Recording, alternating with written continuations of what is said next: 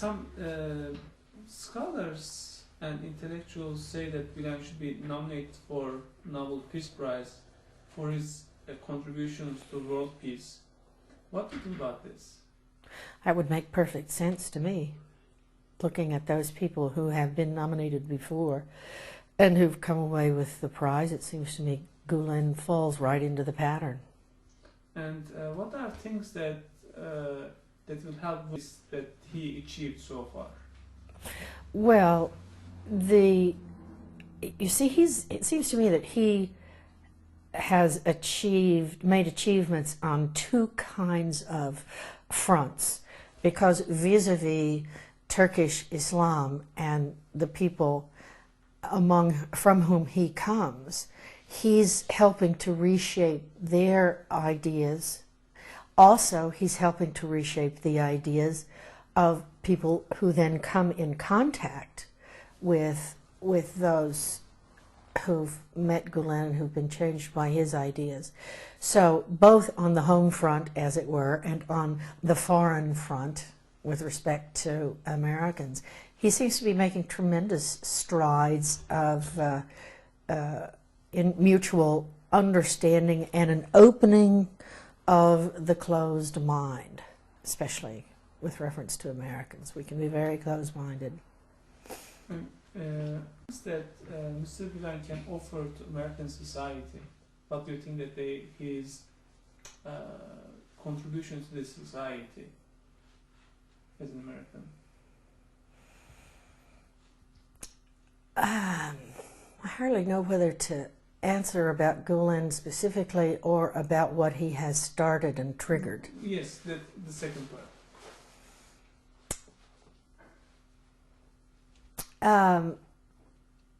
Let me talk in terms of the richness that has been afforded me by my contact with people in Gulen's circle. There are some very intimate and personal rewards that stem from coming in contact with very good people. It changes you, and it helps soften one's own heart to come in contact with people whose hearts are softened, and that is undeniably a positive effect. Intellectually, the idea that can be offered to everyone, and that we all need, the idea of greater tolerance, of broader understanding, of striving in the way of something very positive and good, jumping on the bandwagon is a possibility afforded by this project, this effort that Gulen has spurred. And if you had the chance to meet with Mr. Gulen, what would you want to tell him? What would the message be? Oh, that's an interesting question. Well, of course I'd want to thank him for the good that he's done. I'm not sure that I have anything to tell Mr. Gulen. I have lots and lots of questions I'd like to ask Mr. Gulen. But if there's one thing, what an odd thing pops into my mind. If there's one thing that I'd like to convey to him, it's that his work is having an effect, that he should take solace from that and comfort from that, because I think he's a man who feels very acutely for the state of the world, and its a rather pitiable state at the moment. And sometimes I see such sadness in his eyes when I see pictures of him. I want to go up to him and just give him a squeeze and say, you know, it's okay.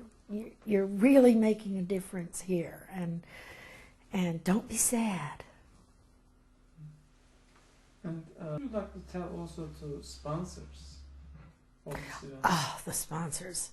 Boy, they are some of the smartest people that I can imagine. I think it's tremendously, quite apart from the generosity and the warm-heartedness of those I've met, they are so smart in proceeding with this project the way they are doing. As I said before, to go one by one, to have what we'd call in this country a grassroots approach is tremendously effective. I think they, and I speak collectively of how they have shaped the projects, I think the sponsors understand very, very well the American temperament. They seem to know just where and how to appeal to the sometimes closed American mind. And it's not with any kind of evangelizing or coercion or speeches or no pressure, but just rather with invitation. Would you like to look at this? And what could be better? What could be better? And I've seen it. I've seen it in not only my own experience, but among people who have gone to Turkey and who have interacted with those of you who are in the project. I've seen how astonished they are to learn that they were wrong, that preconceptions here are sometimes very narrow and malformed. They've also been just absolutely delighted to be understood. I know in my course, I've taken about 400 or 500 students to visit a mosque, and they have to write a paper about it. And one of the things I noticed from them, as well as from these people who've gone to Turkey and had this experience, is how delighted they are to see that they are understood, that the Muslim experience draws them in and encloses them by making the circle wider, not by saying, okay, you're over there and we're over here, and let's see if we can find a point to agree on. It's just, there's just a delightful kind of embrace that comes from this experience that I know I respond to, and I've seen a great many people respond to. And how did you change in yourself after meeting with the IID volunteers, like spiritual and personal change? That's what you realize in yourself. Well, I don't know if you would count having an interview to go over to Turkey to teach there a couple of years as a change. But that's been one change. I would really like very much to extend and deepen my experience of this phenomenon. And unfortunately, a few days ago, a French newspaper, François, published a caricature about Prophet Muhammad, peace upon him, depicting him in a horrible way, and it caused a big disappointment in the Muslim world. What do you think about this? Well, of course, big disappointment to say the least. You would think civilized people wouldn't do such a thing.